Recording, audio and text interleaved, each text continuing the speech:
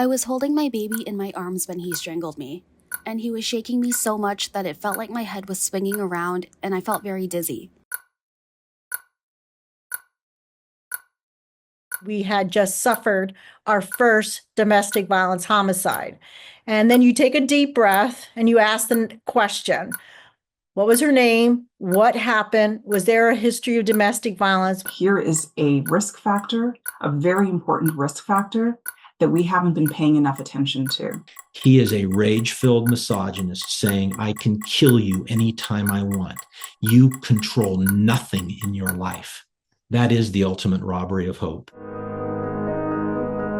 My name is Anna, and I am not a victim. I am a warrior. My name is Gail Strack. I'm the CEO and co-founder of Alliance for Hope International, and I get to oversee the Training Institute on Strangulation Prevention.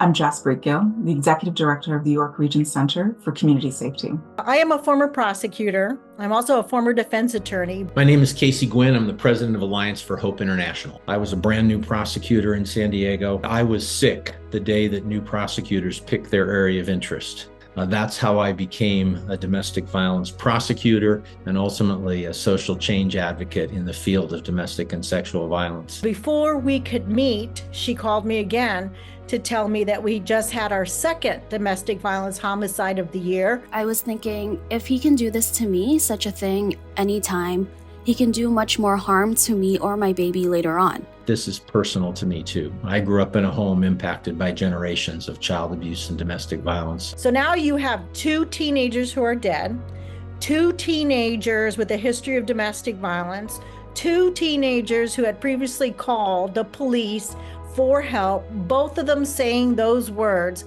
my ex-boyfriend just choked me. There's little doubt now from all of the research that men who strangle women are the most dangerous men on the planet. We now know that if you're strangled one time, that you are 750% more likely to be killed by him. And that percentage only goes up the more times that he strangles her.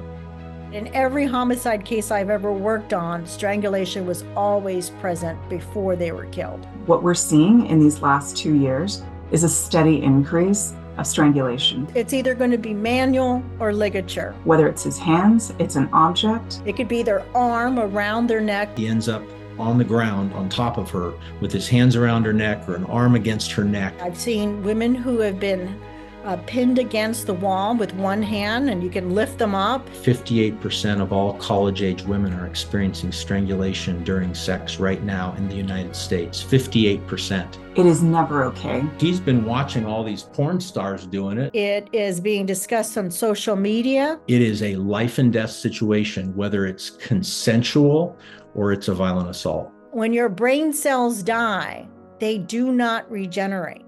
They are dead. Most of the time, it leaves no visible injuries at all. After he assaulted me, I was fine. My baby was fine, I could breathe, so I didn't think anything was wrong. When I discovered this pattern of victims repeatedly saying, I'm fine, I don't need medical attention, I realized, well, how would they know? If I didn't know the significance of strangulation, who's going to explain to a victim that you are at the edge of a homicide? There's definitely a lack of awareness of just how serious strangulation is. Airflow has to go in and out, and blood flow has to go around and round. The first pressure that gets applied to the neck blocks the jugular veins. What they are aware of is how scared they are. So the good blood keeps going up and the bad blood can't come down. And if you interrupt that blood flow or airflow, bad things can happen very quickly. Millions of brain cells dying by the second. The minute you can't breathe, it is absolutely terrifying. If he gets the carotid arteries at the same time that he gets the jugulars, then you've got no blood going to the brain. You've got no oxygenated blood going up. A lot of victims will say, I thought I was going to die. I felt dizzy. I started to see stars. And at that point, you're in a life and death situation within 15, 20 seconds. And when you are struggling to break free, all that stretching or even pulling, because some of our victims feel like their head was being pulled off their bodies, you can cause damage to your carotid arteries or your veins. They can feel perfectly fine, and they can be right on the edge of a stroke or death. And when victims do try to leave a strangler, those stranglers become stalkers. And stalking and strangulation are the two highest grade markers in all the lethality research for homicide in domestic violence. We've empowered women with this knowledge so that the first time it occurs, she's taking a step back and going, okay, it's the first time, it won't be the last. The beginning of this whole journey is education, education, education. Everyone should understand what this is, what it looks like. It's rare that you're going to have a case or relationship where there isn't other evidence of coercive control behavior. The swearing, the belittling of me was psychologically devastating. We've done so much great work about protecting our head, but little did we, or did I ever say as a mother, got to protect your neck. He's extremely jealous. He's extremely possessive. He's trying to isolate her from friends and family.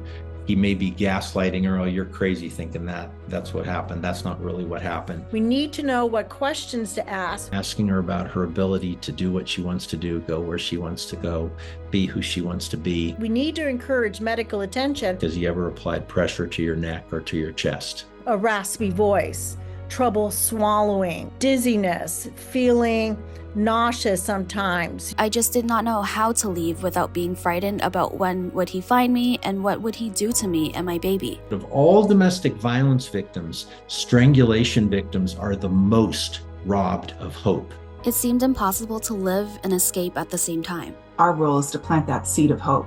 You deserve more than that. And if you have kids, your kids deserve more than that. Know that you're not alone. There's a way forward. There are people that will believe you. There are people that will love you.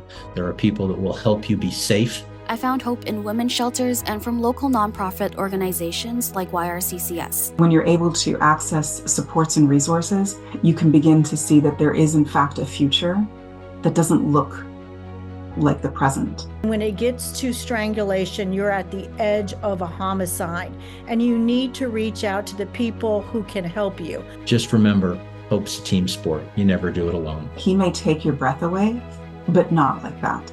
And also, don't be ashamed. Don't be ashamed of it. He is the one to be ashamed, not you. Not you and not your kids either. We are not him, and we did not do anything wrong.